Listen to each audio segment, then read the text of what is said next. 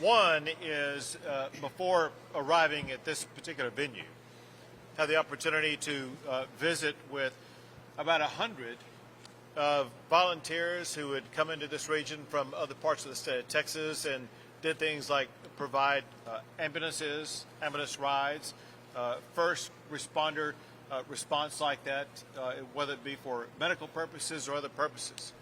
The fact of the matter is because, in part, of the number of people affected by Hurricane Beryl, but really more because of the ongoing power outage, it's led to shortages of beds available in medical centers and senior living centers and locations like that. And there was a necessity to be able to provide the transportation that otherwise was occupied.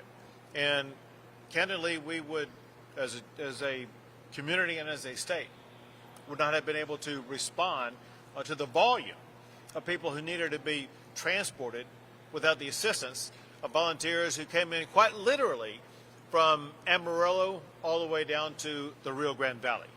I just want to make sure that these communities that volunteered here in the greater Harris County area know that wherever they are in the state of Texas, they and their communities are very much appreciated. Someone else who's appreciated is Mayor Whitmire. The way that he and his administration and the community of Houston has responded to this hurricane as well as power outage challenge has been remarkable and effective. And as we were talking about earlier, there are several reasons that have buttressed the support to this event. One is collaboration. Collaboration among all of the local officials, but also collaboration at the state and local level. Using the words of Mayor Whitmire, every time Houston was about to have a severe problem, the state came to their aid. That was led in large part by Chief Nim Kidd, who is next to me, and the gratitude that I have for the job that Chief Nim Kidd has done cannot be articulated effectively. I think that the mayor as well as other local leaders agree with that. But to the point, the way they were able to partner together has led to a far more effective response.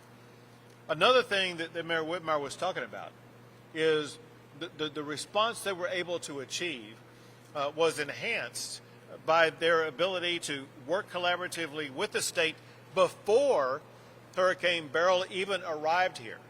Beginning a week in advance, the collaborative effort, even though there was uncertainty about exactly where the storm was going to land, there was a certainty that we all needed to be prepared, not knowing where it may land. The point is this: whenever a tropical storm comes in or near the Gulf, all of us, state, local, and other entities, have a responsibility to get ready immediately. It is hurricane season in the state of Texas.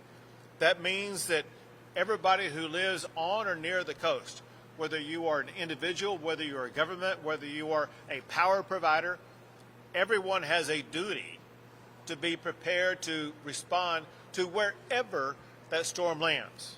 The point, going back that the mayor made, is that because they understood that imperative, Houston was ready to respond to that, especially working in collaboration with the state of Texas. Another thing that the mayor pointed out, which is something that actually we also did in the aftermath of the derecho, and that is power is down. That means more prolific efforts are needed by the state of Texas, by the Texas Department of Transportation, to make sure that there is going to be order at intersections in this community that otherwise has now been lost because of the lack of power. And so the mayor expresses gratitude, as do I, for everything that the Texas Department of Transportation has done to make sure that there's going to be control at our intersections that, for one, will instill order, make traffic flow better, but most importantly, to reduce the possibility of accidents and injuries in those areas. So as we gather today, our priorities remain the same as they do every single day, but before a storm hits, all the way through the conclusion of a storm. Job number one always is to protect lives. Now, at this point in the aftermath of a hurricane, you would think for the most part that protecting lives would be an issue that's already been resolved. And typically it is. This time is different. It's different because of the lack of power.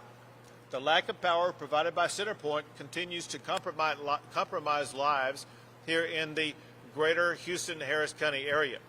If you are without power in the extreme heat that we are facing, that alone can cause challenges. But also it reduces your access to food in your apartment or your house, water wherever you may live or wherever you may need it, ice and other things like that. So what Texas is focusing on doing is continuing our efforts to work with local officials and our local partners to ensure that we will provide ready-made meals for anybody who needs a ready-made meal. We will continue to provide water and ice for anybody or any community that needs ice. Another thing that is needed under these scenarios is shelter. If you're without power, many people will need shelter. The numbers provided in our meeting before now is that there are a lot of people impacted by this storm that actually were already in shelters in the aftermath of the derecho, who remain in shelters. There are about more than 40,000 people who were impacted by derecho that were already in shelters. The point I want to make is this. Because of the disaster declaration that was granted, that means that individual assistance is available. The individual assistance includes assistance for temporary housing needs. If anybody is without power or for whatever reason they may be facing, they need to have temporary shelter until power gets back up and running, until your apartment or your home gets in a situation that is habitable again. Just know that you have access now through FEMA for that temporary shelter. Another thing that is of paramount importance always in the aftermath of a storm, but especially because of the power outages, is to redouble our efforts to make sure that our communities are safe. And we as a state were able to partner with the city of Houston, with Harris County, with local jurisdictions to make sure that they would have the law enforcement presence that needed to be enhanced because of the lack of power during the course of this event. The state of Texas has stepped up and provided about 80 Texas Department of Public Safety officers, as well as brought in about 100 law enforcement officers from other jurisdictions across the state, with the state of Texas footing the bill for those additional officers to make sure that the streets of the greater Houston area will be as safe as possible during this event. Another thing that kind of correlates with why we are at this location today, and that is there are and remain public health-based issues as a consequence primarily because of the lack of power. Because of the lack of power, there are all kinds of complications at hospitals, at senior living facilities, at assisted living facilities, where there may be an inability to discharge a patient, an inability to take in another patient. And because of those complications, it was necessary to have what I will categorize as an overflow facility like what is happening right here at NRG. For one, we thank NRG for opening up the venue. But for another, I want to thank all of the professionals who were involved in setting up this operation to make sure that we would be able to accommodate anybody who needs access to a healthcare provider in this overflow facility because access was otherwise denied. We want to ensure that no one loses access to health care. Part of that process means ensuring also that the ambulances and transport facilities will be made available for those patients as they look to get to wherever they may need to go. Now, again, this is a collaborative effort by the state of Texas and by local authorities to make sure that all of the needs of local citizens and residents are fully met. The big problem that remains, the big problem that is the cause of most everything else I've talked about already, is the problem that CenterPoint has completely dropped the ball with regard to getting power back on. Now, yesterday, I laid out a series of directives by me to CenterPoint that they must get done and articulate to me exactly what they're going to do to meet my demands by July 31st. I will not go back over those today, but just suffice it to say that the clock is ticking for CenterPoint to step up and get the job done. I know they're still responding to the current storm. However, they're making a huge mistake if at this very same time they're not preparing answers to the questions I laid out yesterday, with the expectation that if they do not get that information to me, I will be prepared to swiftly issue an executive order establishing the guidelines that I think are most important to ensure that there will not be another disaster caused by lack of power in this region. And that will be an executive order on my part imposing on CenterPoint exactly the strategies that I think are going to be necessary to keep the power on. You will hear more about that here shortly, in part, but maybe some other things from the chair of the Public Utilities Commission, who will be speaking with us here today. The Public Utilities Commission is the agency in the state of Texas that has the oversight of companies like CenterPoint. That is pretty much all I wanted to cover. Let me just once again express gratitude to all of the volunteers I had the chance to visit with today, to the people at this table, to the people behind us, standing behind us here, for everything they're doing to work around the clock to ensure the most robust response to this hurricane and to the aftermath of the lack of power. The tip of the spear of responding to that has been the mayor of the city of Houston, and a person that I've known and worked with for literally decades, but who has stepped up in an exceptional way to provide leadership in response to this hurricane, to this challenge. And Mayor, thank you for your leadership. Thank you for everything you've done. Very proud of the effort that you provided. I'll turn the mic over to the mayor. Thank you, Governor, and thank you for your powerful leadership. What we're demonstrating today is that relationships, experience, and collaboration works during a time of a crisis.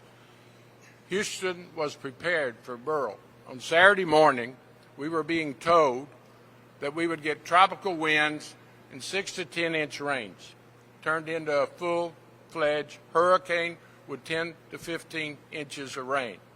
We immediately went into life safety mode, rescue. We then went through, and that is about the time that we realized we need to contact your emergency management team, which has helped us in the past. We were positioned and ready, had all hands on deck in our emergency center, going through departmental reports. We were prepared, and like others, we saw that Beryl was very unpredictable. Instead of northern Mexico or South Texas, it headed toward West Houston. We became the dirty side of a dirty hurricane. We worked around the clock, but immediately we saw that we had lost energy, and everything revolves around energy. It affects your rescue. It affects Houstonians' life and safety. So thank you for your powerful, direct message to our CenterPoint provider. And all I can say is we need power. Everything we talk about today revolves around energy. Immediately we saw that we needed additional resources. We needed ice. We needed water. We needed to open our multi-service centers, not only for chilling centers. Unfortunately, I discovered that the city of Houston did not have fire stations with backup energy. I have learned a lot during this storm.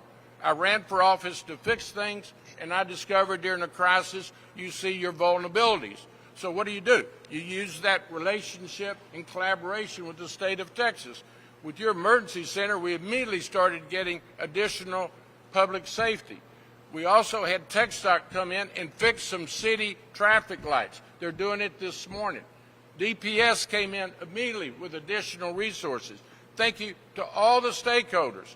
But immediately we saw that we had a shortage of ambulances. loss of energy was causing the hospitals not to release people back home to dark, unair-conditioned homes. So we had a backlog at the hospital facilities. We immediately got 25 additional ambulances, some of the individuals we were thinking this morning.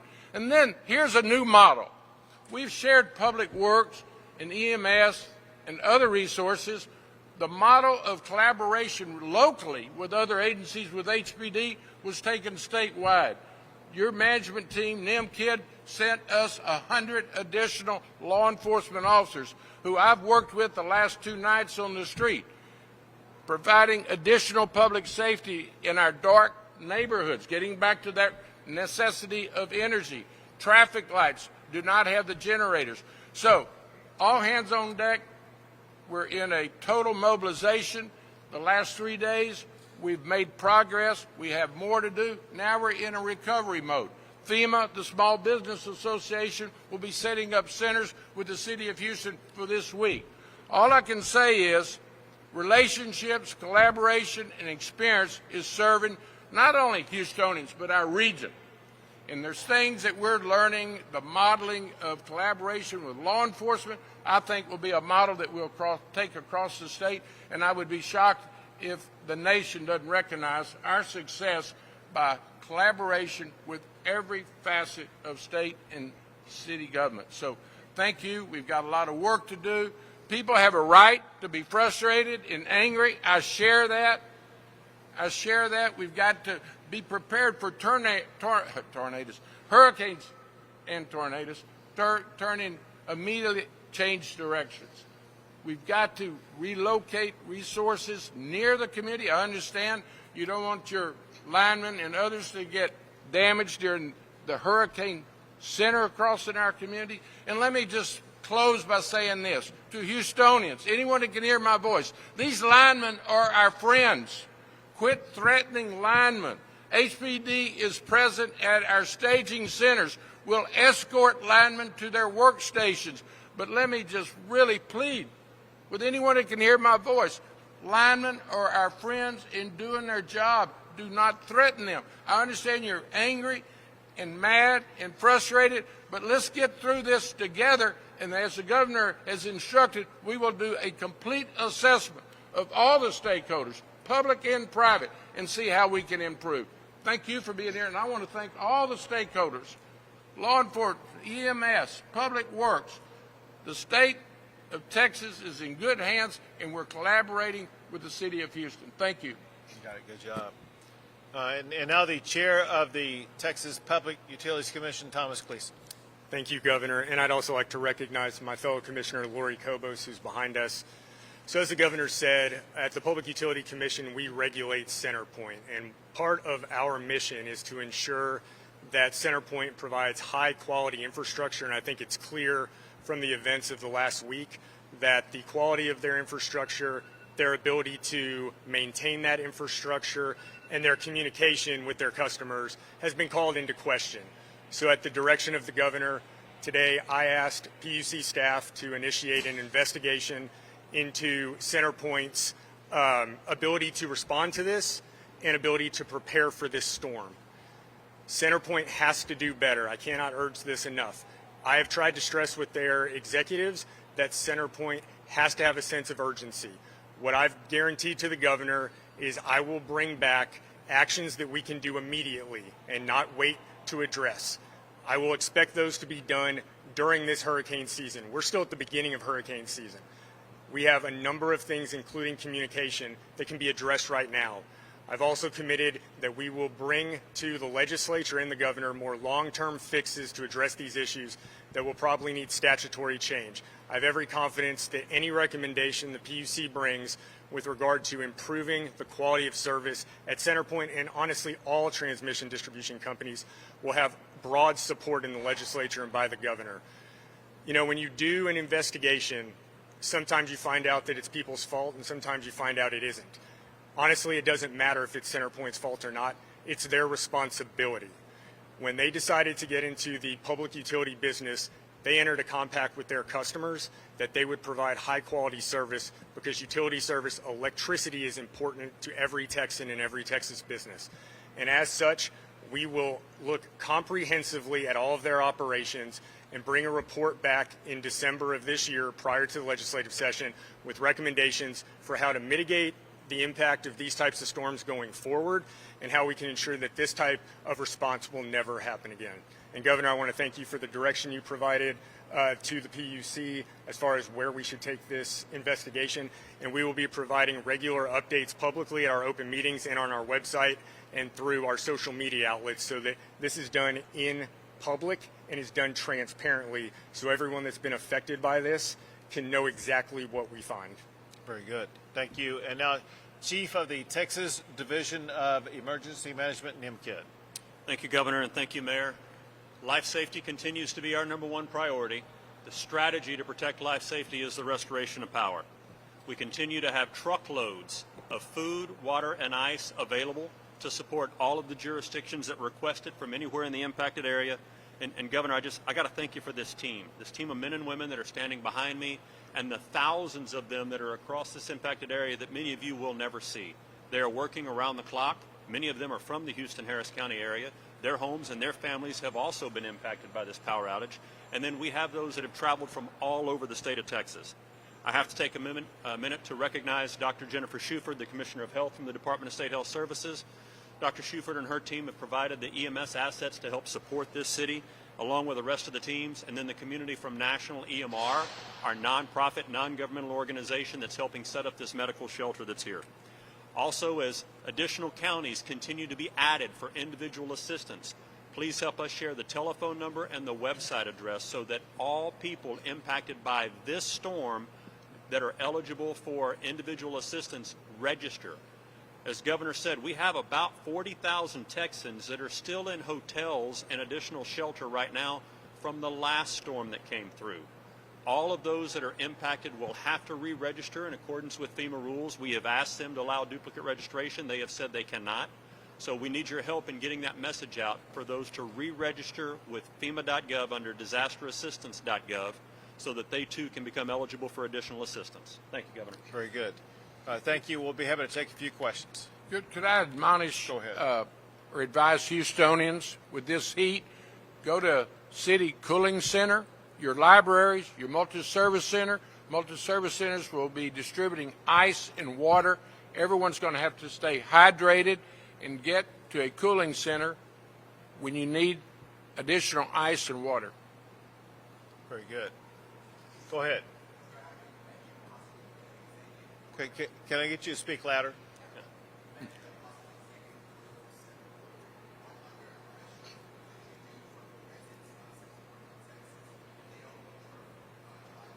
So a couple of points. One is if CenterPoint does not comply with my request, I will be issuing an executive order imposing what I think are the appropriate standards. Here's the point. The standards I will impose on CenterPoint will be far more costly than what they may be coming up with. Separate from that, if they don't comply with my request and refuse to work with us, then we're going to completely reevaluate the current status of CenterPoint in our area. A couple of points. One is CenterPoint currently is seeking to recover a profit or a rate of return on the expenses that they are about to undertake. And that decision is going to be made by the Public Utilities Commission in October. If CenterPoint does not comply, I will be arguing before the Public Utilities Commission to not provide CenterPoint with any profit. But the ultimate one, which is stronger, and that is what CenterPoint is showing us by its repeated failure to provide power, is they seem to be just incapable of doing their job. As a result, we will have to consider, the state will have to consider, whether or not we should be reducing the size of the territorial region to make it smaller so maybe they can do a better job of managing it.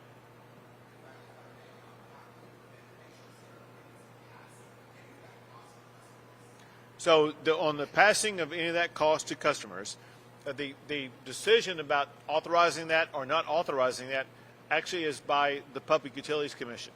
They're going to be going through that assessment process in October. And so we will be able to see all the cards on the table by what CenterPoint has or has not done before any ability is given to CenterPoint to recoup any of their costs.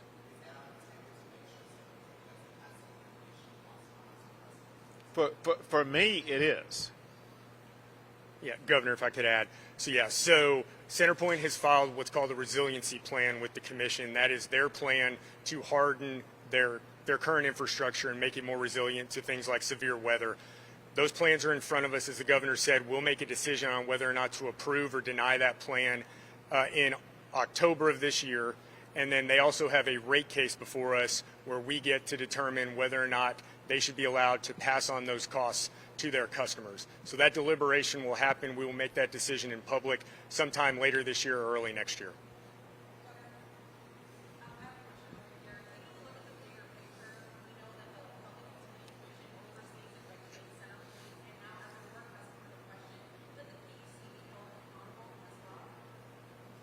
No, there's from my observation, there's nothing that the PUC has done or failed to do.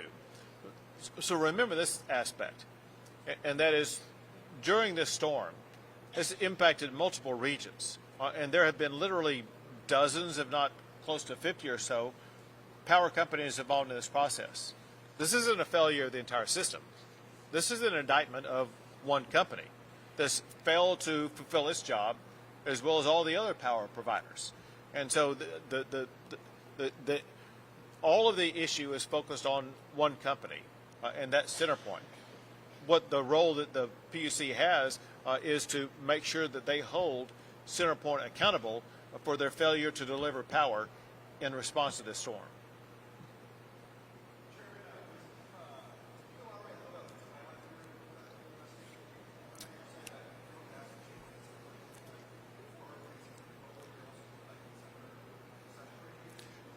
Sure. So take communication, for instance. We'll have recommendations around their communication, best practices for communicating in an emergency event that they failed to meet. Those can be implemented immediately once we identify them and come up with solutions. Some other issues are going to take longer. So one of the things that I've heard as chairman is vegetation management has been an issue. Right now, CenterPoint can only cut the trees that are within the right-of-way for its utility lines and poles.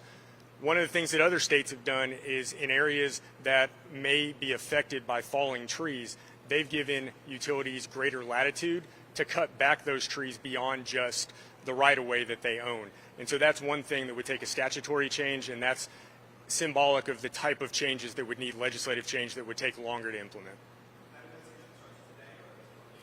So we were already doing this informally. We had CenterPoint before us at our last open meeting last Thursday.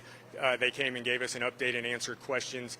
Based on the governor's directive and the direction he's given us, we've formalized that investigation. Like I said, the main reason to do that is so it can be done publicly. Everyone will get to follow along. We will post on our website. We will give updates during our open meetings. Our next open meeting that will be held publicly is on July 25th. I've requested that the management of CenterPoint come and be there and answer questions again to get an update on where they are meeting the directives from the governor and what he asked for by the end of the month, and also to bring us options for how to address the short-term fixes that we need done now as we go through the rest of hurricane season.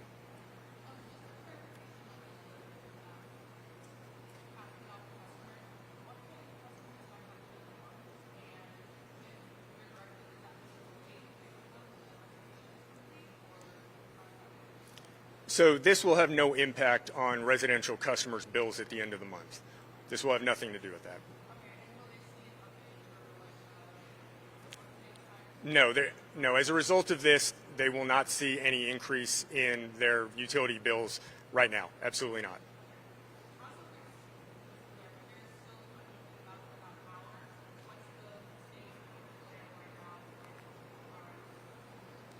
Would you repeat the first part of the question again? Oh, right. All right, you probably So I was out embedded in the field this morning with CenterPoint. Their crews are still working. They are hopeful that they'll be down to about 5% out by the middle of this week, by Wednesday, and the goal is still to have 100% restoration to the homes and businesses that can actually receive power, that aren't so badly damaged that they can't even receive power, by the end of the day on Friday.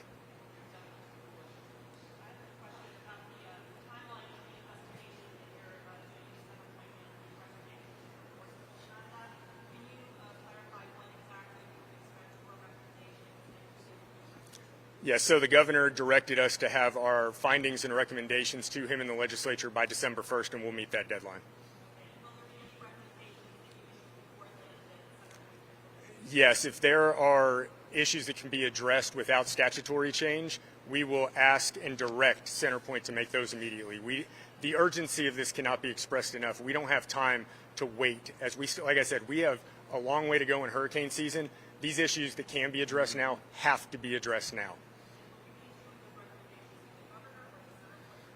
So what we can mandate CenterPoint to do, we will be doing so to CenterPoint. Recommendations that we need approval for, changes in statute, for instance, we will give those recommendations to the legislature and to the governor.